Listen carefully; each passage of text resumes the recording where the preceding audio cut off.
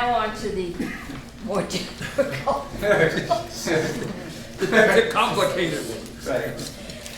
Okay, and committee, I will ask you, we had pretty much agreed on the last version, but there was some concern about was it tight enough? And I will thank Senator Pearson, who's been working during vacation, trying to tighten this up a little bit. So we have the version that we agreed upon last time, which was, I think, pretty much putting in the renewables, but having the effective date be out of year, and then there was a study on the impact on rates, which is a little clunky. So but we've heard that a couple times. So I told, we can go over that again, or I told Luke, I thought it would be the probably better use of our time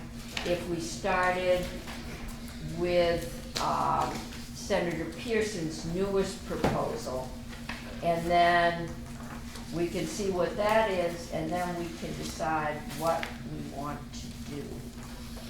So Luke, unless I hear objection, we'll hear the latest iteration, and then we will go back. Okay, and that is draft number 7. Correct. So on the upper left-hand corner, this is draft number 7. You'll see there's language in italics on lines 1, 2, and 3. That's just so to keep all these different drafts separate. That's obviously not going to stay in the final bill. And also, this is energy bills. They tend to do this. Always try to do it. Highlight the text that's different. So if it's not highlighted, you've seen it before. It's either Okay. current law that's not being amended, or it's law that's being amended, but we talked about it last time. Okay. And I'll try to walk through this fairly quickly. I'm not going to talk about the policy that the sponsor can do, but I'll try to lay out for you fairly quickly what it does legally. And of course, if there's any questions, please ask me. Okay. So, as introduction, remember that this, just like the prior version you saw, modifies Tier 1 on the Renewable Energy Standard and increases that to 100%. That's on the very top of page 2, your paper copy. And then there's language that is looking at distributed renewable generation that pertains to Tier 2. Nothing changed on page 2. If you go over to page 3, you'll see under C on line 5, required amounts. We're now talking about Tier 2. The language on line 6, 7, 8, 9, and 10 is current law. It's being organized a little differently, but that language is current law. So that's the current law pertaining to Tier 2. And that increases gradually until reaching 10% as of January 1st, 2032. Starting in line 11 on page 3 is the new language. This is in essence a new sub-tier, if you will, of Tier 2. What this does, and I tried to follow the language that's in existing statute, so it's a little repetitious, but I was trying to use the same terminology, the same language, because it's known to all the parties. So it should be familiar, which hopefully would mean it's less subject to different interpretations or confusion. So starting on line 11 on page 3, you have language that in addition to the required amounts of distributed renewable generation pursuant to subdivision I for small 1, that's the current law, the required amounts of distributed renewable generation shall be an additional 1% of each retail electricity provider's annual retail electric sales during the year beginning on January 1st, 2023, increasing by 1% each subsequent year until reaching 10% as of January 1st, 2032. So what this does, in essence, is the default is an additional 10% under Tier 2, on top of the existing 10%, satisfied in the same manner. In other words, by distributed renewable generation. If you remember from prior testimony, that is renewable energy plants of 5 megawatts or less, in essence, in Vermont or net metering. So adding an additional 10%. Then you see on line 17. So this is a little different. This distributed renewable generation shall use technologies, including storage, that maximize grid resilience and shall be located in a manner that maximizes grid efficiency. So that language is a little different. That was in the other bill, but this is, I think. Some of those concepts, Yeah, but a concepts. little different than existing tier Yeah. 2. Yeah, this is Now, correct. starting on line 20, so the default is 10% more under tier 2. Starting line 20, you have language concerning petitions. Much of this is in current law, but this provides opt-outs, if you will. So starting line 20, and most of this is just reorganizing, it says petitions to employ distributed generation greater than 5 megawatts or other renewable generation. That's sort of the heading. If you flip over to page 4, you'll see that most of the text on page 4 is current law. It's just been reorganized a little differently. The big change is in yellow on lines 5 and 6. What this does is, and once again, most of this is current law. The first petition, which exists under current law, pertains to both sub-tiers of tier 2, current 10% and the new additional 10%. If you go onto page 5, then you have new language that only pertains to this new additional sub-tier. Can you just help, we hadn't focused on this option, Sure. which is under current law, so. And I don't know how often this mechanism is used. I don't know the results, so this is something where But other this was people kind of could. the circuit breaker when we did this originally, that said if you can't do it, or it's gonna be really bad if you do, you can come in and petition. And this is under present law, and this is building off of that. That is accurate. But once again, I don't know And how it often said- it's and it- used or how it's applied in real. I don't think it's ever been used, but it says we would rather do it with large in-state over 5 megawatts. Right? Well, That's what yes, it is. so as Senator Pearson indicated, and this is all current law on page 4, it starts out that on petition of a retail electricity provider, in other words, a distribution utility, the commission, the PUC, may, for a given year, so it's time sensitive, allow the provider to employ energy with environmental attributes, and there's additional language, from a renewable energy plant with a capacity greater than 5 megawatts. So if you remember, tier 2 is supposed to be 5 megawatts or less. This is a ability to use power from a plant above that threshold. It says here on line 6 and 7, once again, this is what I'm reading from existing law. If the plant would qualify as a distributed renewable generation, but for its plant capacity, and the provider demonstrates that it is unable during that year to meet the requirements solely with qualifying renewable energy plants of 5 megawatts or less. So that's, as the chair indicated, it allows you to obtain power from a plant greater than 5 megawatts. Then there's language about to demonstrate this inability, and there's language about what the provider must show. So that's all existing law. Is that clear to everyone? Yeah, and committee will be intrigued on line 14 is consistent with its approval, least cost integrated resource plan. So cost is named there Yeah. and part of the escape valve, if you like. What does that mean, though, exactly, in this context, when you refer to least cost? That doesn't mean, well, just ask, what does that mean? Well, I think, as I understand it, there is a least cost integrated resource plan that utilities have to have. And so that is part of their general structure in our regulated environment.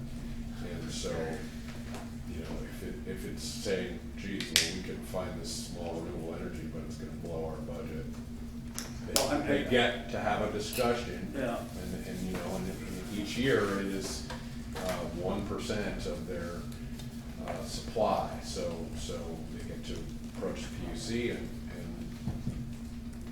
petition for this solution, and there's a couple others. This is, Just like to understand what the definition of least cost is. Okay. I mean, is it the market It's rate the that current they can law, buy it so off the it's a grid? fair question. yeah. You know, is it a set rate?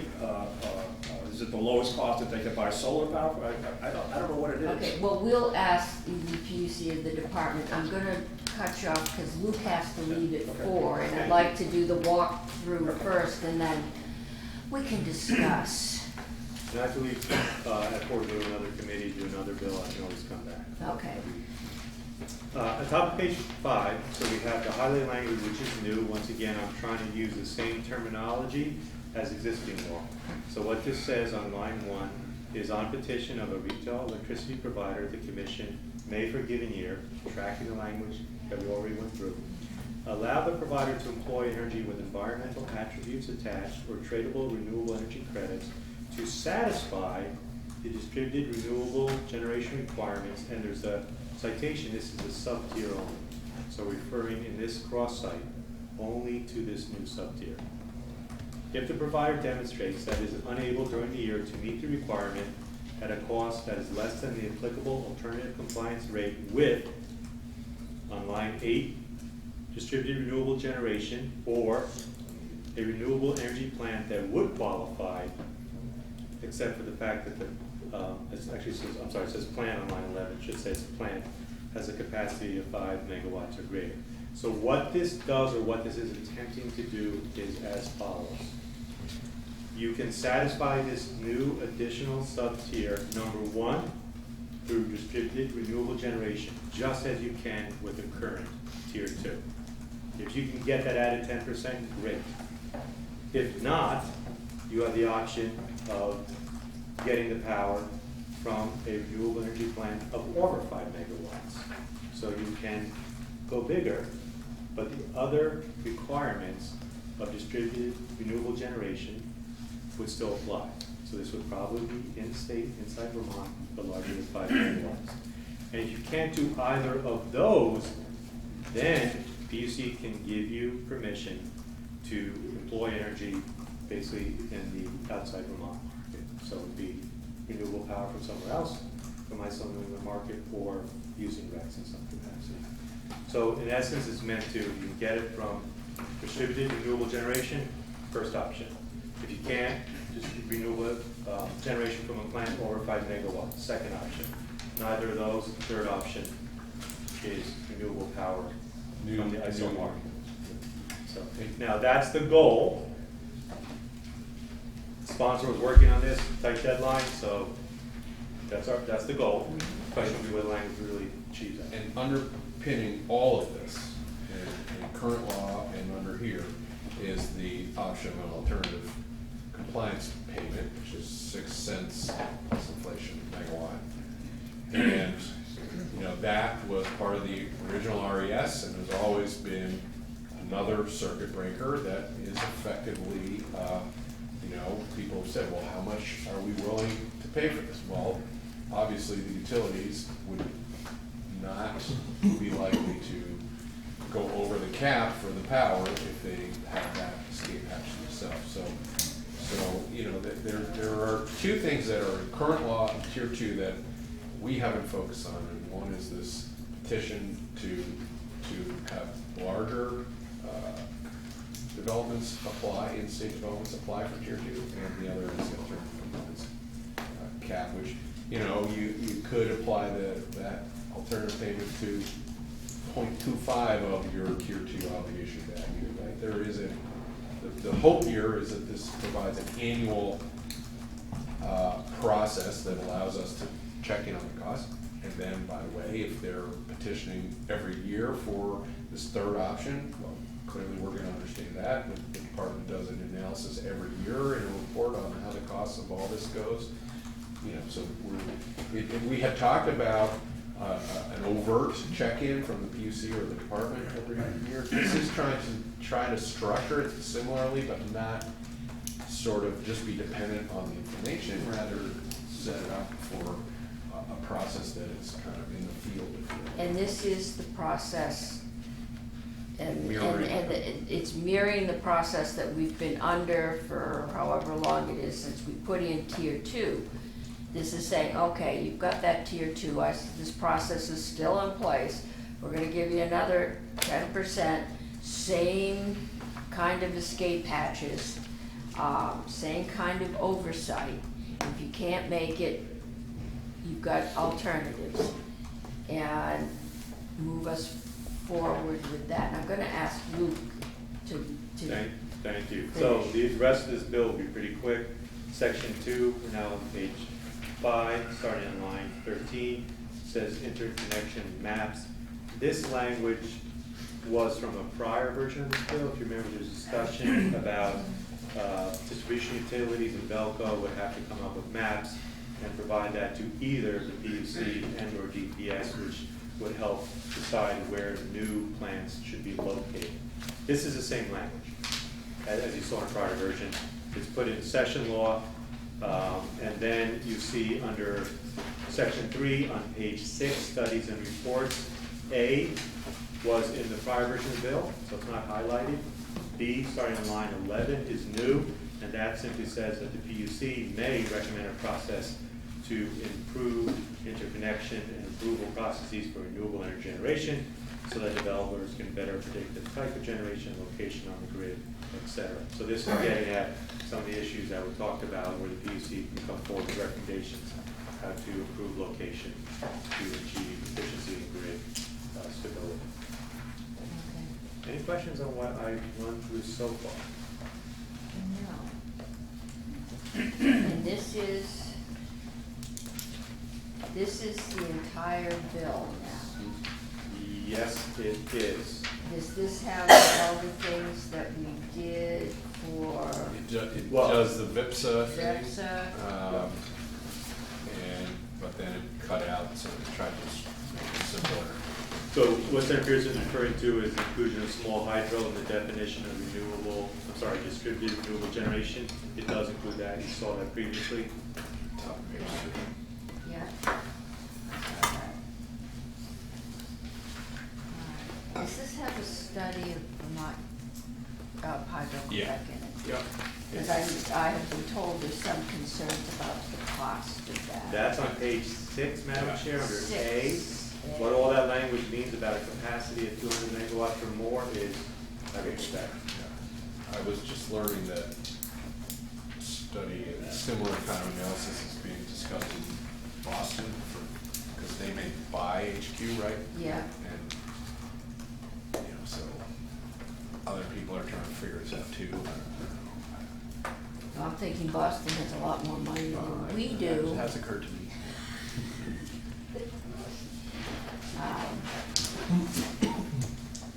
Okay, because I know, all right, okay, Luke's gotta go. I We got will- questions for I Luke. apologize, I I'll think, come no, back I as soon think as I'm done with the this other is committees. this week. For Luke or not? For Luke or not? Question for Luke? Yeah, well, question. Do you know what, it means? I'm sorry, what page are you on? Well, it's in both places, page 5, Page 5? line 5. Okay. Provided demonstrated unable during the year to meet the requirement. Yep. What qualifies as inability to meet the requirement? That it's too expensive, that it's. So that's, No, you don't. good question. It's not spelled out like on page 4, where it's spelled out. I did not spell it out here to give flexibility. But you are making a good point where it's not spelled out what they would have to demonstrate to show their inability to meet the requirement. They'd have to come to the PUC and show something, but it's not spelled out here. So, And I think the Good catch. PUC testified that they are working under a least cost now, where they're required to go for least cost, so if it's gonna cost you a whole lot more. You'll see under page 4, there's the various steps that would, under current law, would have to be shown. I did not repeat those steps here. But are they applicable? Well, they're not repeated, so I don't think they're applicable. You could drop them in there. I don't know if they'll work as well or not. Do they give greater clarity as to what an inability to meet? I'm not sure how this is applied under current law, so maybe you want to test on that. I'm not sure how it's been applied, if it's been applied in the real world, so I can't really answer that. And what is the word, the applicable alternative compliance rate mean? That's what Senator Pearson was talking about. Under current That's the statutes, 6 there cents? is, I don't know if it's 6 cents or not, but there is the alternative compliance rate in current law, so it's referring to that. Yes, that and the definition of least cost, that I really want to understand. Okay, and I think I'm looking around the room, who can go, least costs, board, department, commission now, not board, what's the least cost? Yep. Come on up, I think it'd just be, we'll get you on the record more clearly than. I'm sorry.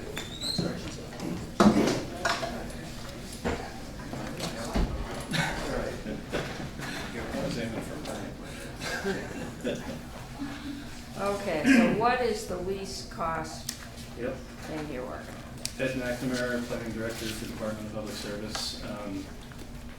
Title 30, Section 218C talks about lease cost and defines lease cost. It's lease, sorry, it is, I believe it's contained in the language, 30 VSA 218C. No parentheses around the C. Defines lease cost, and it is both an economic and environmental as well. And looking at the economic costs, you need to look at carbon emissions and general sustainability. So it's not the lowest economic cost possible. It has other factors as well. It would always be higher than market rate. That's practical matter, so what experience here. So I would say for renewable energy credit, that is actually a market, generally a market rate. If there's a liquid market for renewable energy credits, as there is with Tier 1, then the market rate is actually the lowest rate. For renewable energy. For renewable energy credits. Yes, you also have a wholesale, ISO New England's wholesale. So the ISO New England rate would always be lower than this one now. No, because that's an energy versus the renewable energy credit, two different aspects. Yeah, I understand. So, Okay. So we got that. And is the cost of the power a valid reason to petition for, you know, I can get it, but it's gonna cost me X, and then go and, you know, and that'll up my rates X.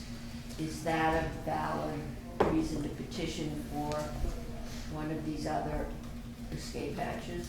that's an interesting question. That's never been used. That provision has never been used. Okay. A couple reasons for that.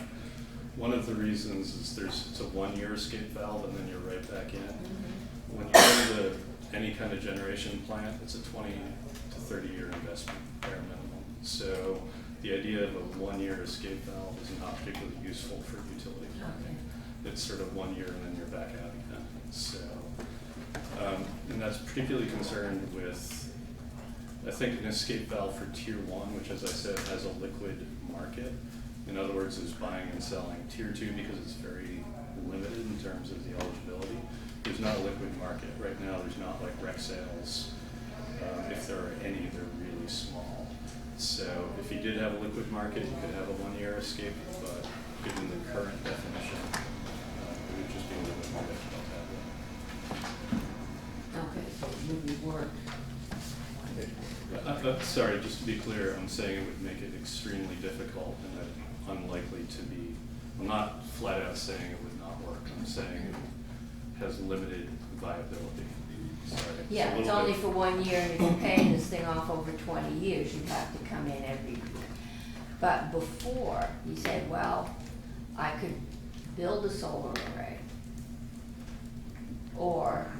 But if I do that, this is what it's gonna cost in rates for 20 years. Would that be a reason to come in if the cost of building and reflecting that in rates was going to up rates 25, 30%? Would that be a reason to come in and say, couldn't we do something else? It would be. My concern is still, though, if you're going to go out and contract or buy for 1 year something that has a 25-year life, Right. you've got then the capital cost of that and only 1 year of useful life But for it's a it. cumulative demand, right? So each year you need a percent, but the second year you need to also have that percent plus more, so. Yeah, sorry if I'm not being clear. What I was talking about is if you have that 1 year escape valve, that escape valve only lasts a year. And so you're not going to build a plant greater than 5 megawatts to meet that escape valve if it's only, you know it's only good for 1 year potentially, because otherwise you have to come back every year for the life of the 30 years of the plant and demonstrate that that plant is still good, at least the way the language is written now. Well, we didn't write this language currently, so let me ask you this. It's my understanding that no one's ever asked for the escape hatch, probably because net metering satisfies their tier 2 requirements. That seems reasonable. Net metering, of course, we're not touching that. We could, it's a big thorn's nest. Is mandated that they accept it, and so they can turn, utilities can turn to it and say, here's our tier 2 obligation, you haven't taken it. That's, yeah, I agree with that. But At the least for structure large here, but the structure here is not, and that's why we try to use it, because it's an existing structure. I would say, you know, if we have more time, I do wonder if there's a similar approach around the timing of every year. I think it's appealing to me to have that sort of check-in, but it's maybe not the perfect because of the planning time gap and all of that. But it strikes me that it's not a bad first start, and other people maybe will refine that. Yeah, this one's got, it should come out of here today, because it needs to go to natural resources, and we thought at one point maybe we'd just send the previous bill, Yeah, I would but still now think thought that this one, I think, is definitely a tighter and clearer bill. But it does have one more stop before it hits the Senate floor. Okay, so did we find out what least cost means? All right, but there is some concern about that. So least cost is not the six cents? No, What is the alternative So- compliance? No, I'm sorry. Laura? It's what Senator Pearson was just saying. So So- applicable compliance rate? Sorry, so what this refers to is every 3 years, the utilities have to do a least cost integrated resource plan. And that lays out, here's how we're gonna meet our power supply needs, including renewable energy requirements such as tiers 1 and 2. So if in that plan, this is my reading of it, again, this hasn't come up, so this is definitely, this is me doing it on the fly. If in the plan, the utility is saying, our distribution circuits are maxed out, we cannot possibly put any more solar on our circuits. It is saying, okay, they then can demonstrate that in their integrated resource plan and show that it is going to cost more than the $60+ it's adjusted for inflation, it's probably about 63 at this point per megawatt hour. And then they get the 1 year escape.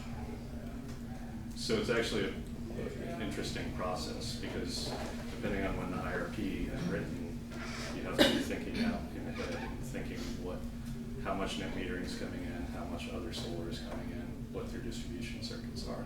It's multiple pieces all moving together. And how does that escape valve compare with what rates they could otherwise get presently? So the $60+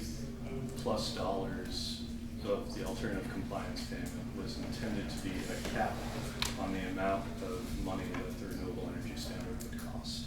So you can simply take $60, multiply it times how many thousands of megawatts, and that's the maximum acceptable cost for the renewable energy standard as put into the bill. this whole The thing question is, is, how does it compare to what, if the bill didn't go through, what they're paying for that added electricity? And I'm sorry I'm not able to provide a lot of clarity on this. It's going to depend on, the safety valve is essentially saying it cannot go over the $60-something per megawatt hour for renewable energy credit. If you're saying how does it compare to other costs, that depends on program design. So if you had a larger, sorry, it looks like I'm, no. if what you're asking could there be a lower cost to the consumer available? And I think the answer is probably yes. We could probably get stuff from a coal plant somewhere. We've tried to do this balance for years between going to renewables and balancing that with reasonable rates, and we've been reasonably successful for a New England state. We're the second lowest or the lowest now? Second lowest. Second. It used to be the highest. So we're making. Put a lot of renewables. We put a lot of renewables in. I think, you know, the question is, we're not sure. The first thing, these are the escape hatches that went in when we did the first 100, you know, first 10%.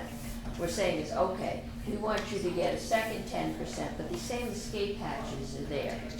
That if you can't do it, then you can go to big hydro or big wind, which is probably the one that's coming on that may, so you can go to big wind. If you can't get it in local and small, then you can go to New England and bigger. Or you can go to bigger in-state and then out-of-state bigger. But that's, and if you can't do anything, if there's nothing else available, then you can choose to pay the $60 because that's what we as a state have decided the maximum that we're willing to spend to get the renewable energy we want, which has never been asked for. And in terms of alternatives, Senator Cummings put it, there's essentially, Hydro-Quebec is probably the lowest cost renewable resource as defined in Vermont. And then you can go to large scale regional is then going to be the next most expensive, and then large scale in-state is then the next, and then distributed in-state is going to be the most expensive in terms of the cost categories. So.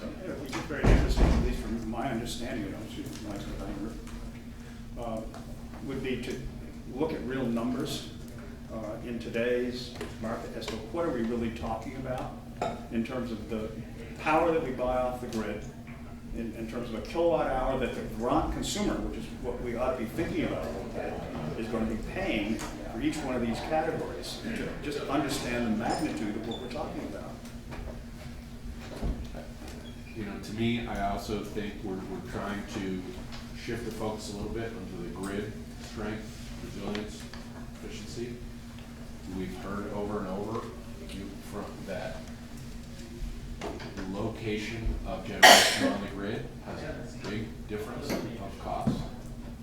And in 12 years, when everybody's accepted and interested in getting to 100% renewable, are we going to have done that in a way that has a strong resiliency with an attempt to control, 20% of, keep those 20% of our energy dollars in state?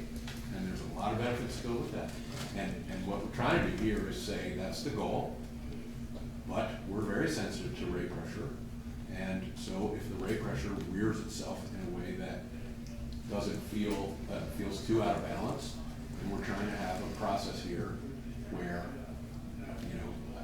every year there's, again, and I think this is really important. This is not get us 10% tomorrow. This is build 1% year after year. Every year we get, Ed and his company does an analysis on the cost. Every year the PUC is working with utilities on their ongoing plans. We get ahead of, Senator McNamara reminds me, constrained areas, generation. There's a lot moving. We've got a $10 million federal grant to deal with storage up in the Cape. We've got offshore wind. We've got a ton of variables that we do not know. But we do know we're going to 100% renewable. And the question is, can we do that in the wisest way? And is it too ambitious to really suggest that 20% of our energy dollars in the development on our own grid would be here in state? That's a question. And trying to guess the variables, good luck with that. But this is trying to say, put conditions on that because we're all very sensitive to the rated power.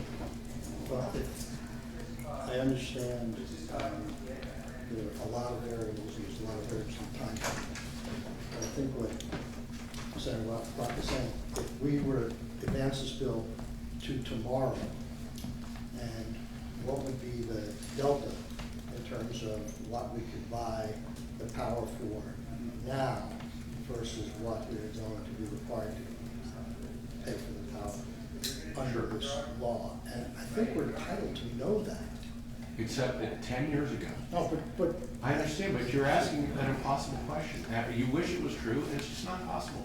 10 years ago, the estimates from the department of what solar would cost today were 30% over where they are. And you know, that's just gonna continue. The storage costs are radically changing. The cost of RECs are potentially radically changing as offshore wind comes on board.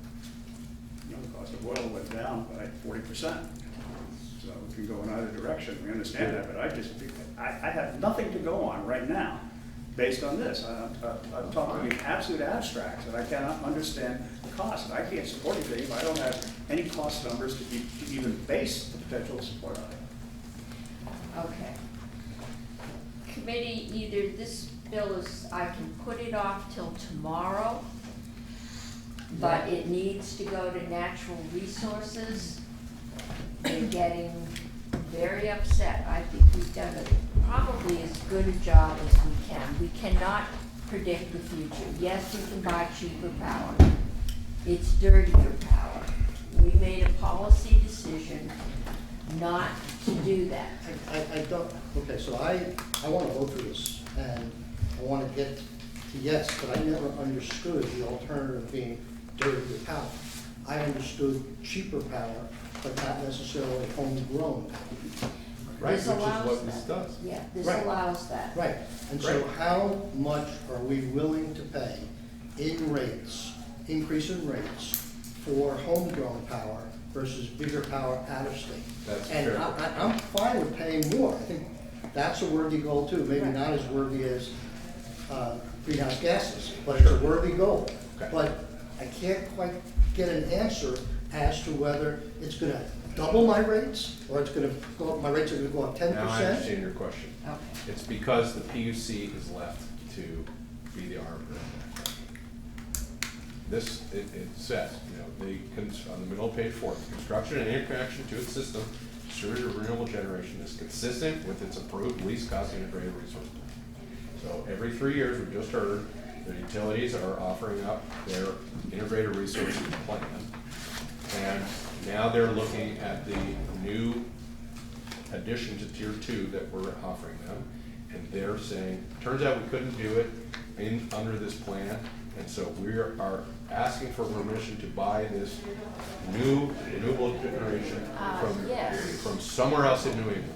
And that's your cheapest, that, you know, Green Mountain Power told me directly that they would be fine with doubling tier 2 if it meant they could buy the power from anywhere in New England.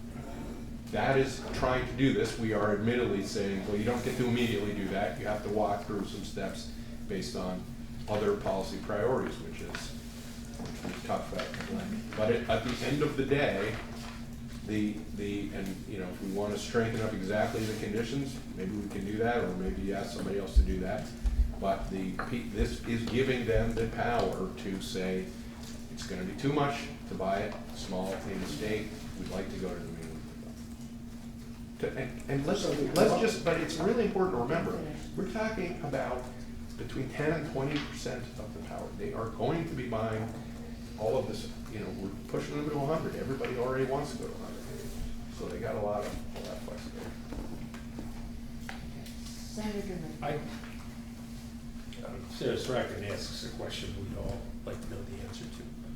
And people a lot smarter than us, and perhaps equally as wise as the UC, have made, in the past, have settled on what they thought was going to happen, and it's turned out to just not have happened.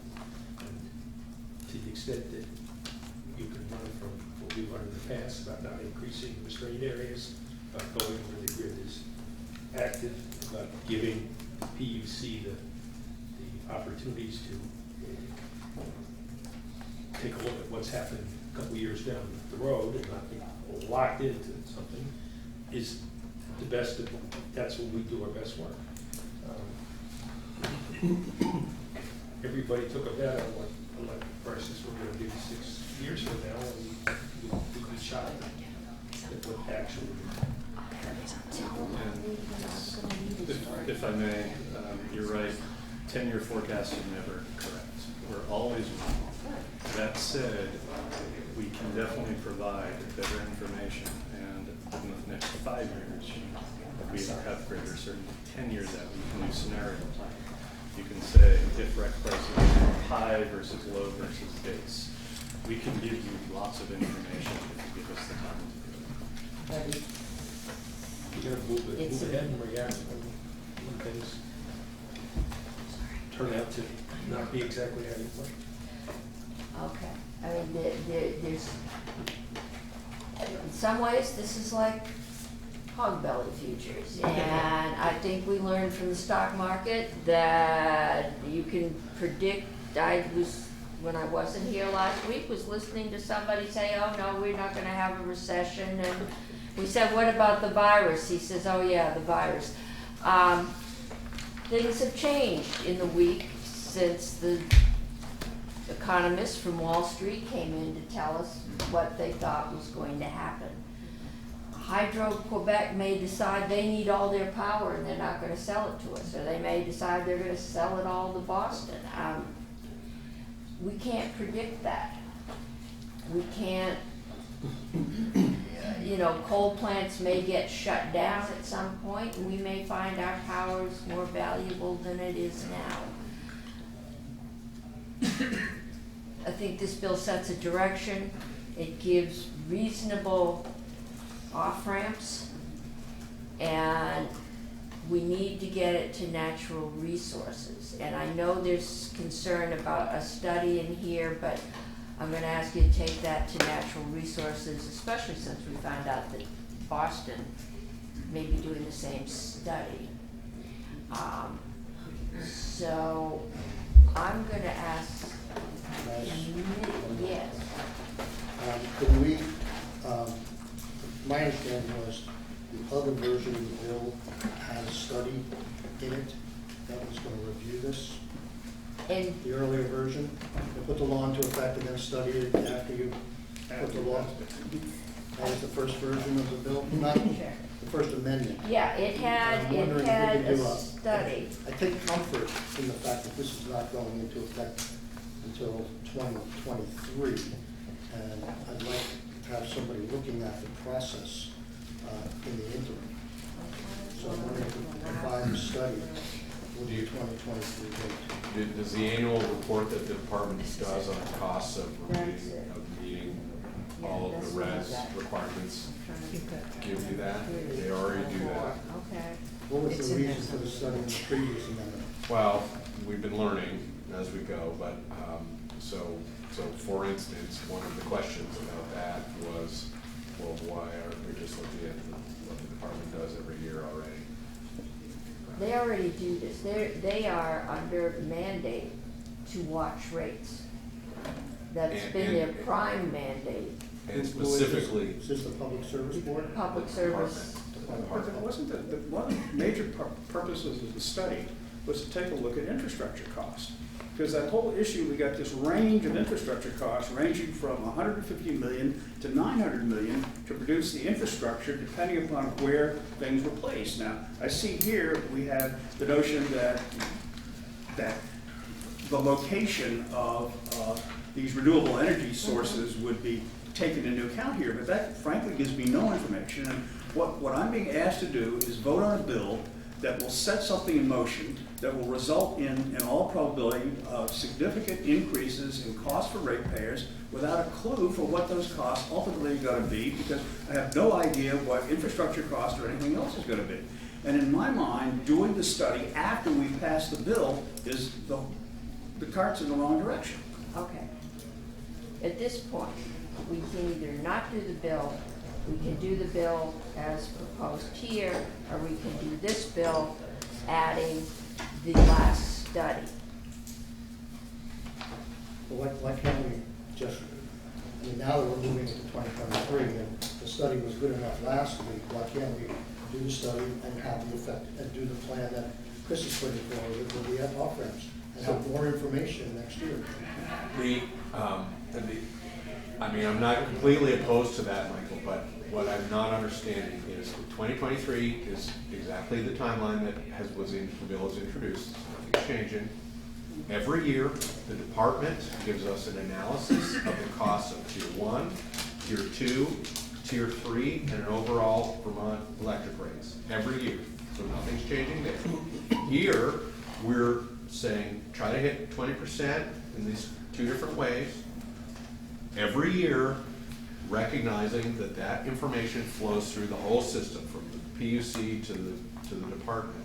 So, if they are into this process and are routinely taking advantage of some of the off-ramps that we're giving them, we're gonna see that. We're not, we don't go home for 12 years. We're here every year. So what we're trying to do anyway is hit some target, but not sort of say, let's aim for that and tell us next year if that was smart, but really, really have a hard process that is monitoring the annual process. And so if after 2 years, Michael, they've come in and said, you know what, in every case we needed to pay the alternative compliance payment because it was too expensive, because that was cheaper, that would be a lot of information for us. If after 2 years in a row they said, you know what, we can't do this in Vermont, we're going to go to New England New Energy, that would be very clear to us that we're not trending well. And so I'm not sure that's real, that's not theoretical, that is year-over-year data of what's actually happening. Meanwhile, we're only taking a very small chunk every year, right? We're only 3 years into this. So what do you want in a study that you're not getting there? What was in the study? What about the transmission costs, the infrastructure, any of that stuff? Why was the study so important a week ago and now it has no importance or no relevance? One of the things I think that Senator Pearson has worked on and then doubled down on with this is, if we continued our current policy of saying anyone can apply and produce a certain amount of electricity at a certain price, they would be granted the authority to locate the project where it was located. And we put some guardrails around that saying, PUC, don't be approving stuff in places that are constrained or likely to be constrained as a result of the approval. And in the statute, that means the PUC is going to be inventory with the department on behalf of the state to be doing inventory to begin to get together. And if applications are in places where it would drive up the price through constraints or lack of distribution, they won't be approved. I think we've got a better product than we had in the original bill and than we had before we took the break. And I think, in large part, the good questions both myself and Senator Brock have asked. Okay, so I can see where the votes are, and I'm probably going to vote for it, but I also reserve my right for more information. I think that, I spent 4 years trying to get the minimum wage of 50 cents, and nothing could be more regressive than rate increases on Vermonters. And when I hear that they could possibly double in 10 years, I don't know if it's a reliable number or not. I just have a lot of trepidation. Where did we hear that? We heard last week when they said it was We had going to go up 11%, I think. 4 to 10%, and I keep asking this question, and no one will give me a direct answer. They said 4 to 10%. I asked Green Mountain Power, Washington Electric, I said, is that every year it's going to go 4 to 10%? They said yes. It wasn't 10% over 10 years. If it was 10% over 10 years, I'd vote for this in a minute. But nobody, even today, nobody around this table will tell me, are they talking every year or are they talking for 10-year period? That's a 10 times, there's a 10-time delta there. What is the answer? What were they saying? I believe it to be, first you heard 2.5 to 4%. But per year. But then you hear 6 to 11%, it is hard. That's why It's not hard, it's scary. it is Well, scary. it's both. But that's where These we're, are that's why we're fair. pushing this to the PUC. They're our Exactly. experts. We have long depended on them to settle out these These tricky rates, and questions. we have given off-ramps that have worked as we've gone through now. Those off-ramps were not in the first bill. The it said you will, and you will get it in Vermont. This says you will try to get it in Vermont. If you can't get it in Vermont, and an affordable price is part of what could be considered, then you can get it from big in Vermont. What's an And if you affordable can't- price? Again, that's still Well, very we don't loose. know. I mean- Very loose, an affordable price relative to the price that you can get renewable energy from someplace else. Just Right. even if you were stuck on renewables, it is just ill-defined. I'm Okay. very uncomfortable with this. I think we need to move the bill. I think we know where the votes are. I don't think we're gonna get any farther if we talk about. It's got this anymore. another It's gotta go back to natural. And we've Another got two stop. more, we've gotta get out of here bills, and I have to leave at 5 to bail out my new brakes. So Senator McDonald will take over. My ultimate threat. We're meeting next door at 5 o'clock, part completion. Yes, so let's get this, so Senator, was that a motion? That was a motion. Okay, so is that motion to approve draft number 4? 7. Seven, okay, 4 is what I was just looking at, all right, draft number 7. That's without the study, we had draft 4. Yes, Annual review. okay. Further discussion? If not, all those in favor say aye. Aye. Opposed say no. No. Okay, I'm hearing that as 6-1-0, correct? Okay. Senator Pearson? I would like to move it to 267 as amended, Oh, because I'm a stickler all right. for the process. Did you have a question? Nope. Okay, further discussion? If not, all those in favor say aye. Aye. Opposed say no. No. Okay, same vote, 6-0-1. Senator Pearson, would you like to report this for us? Be my honor. Thank you. Thank you, the committee, for a lot of time. This one is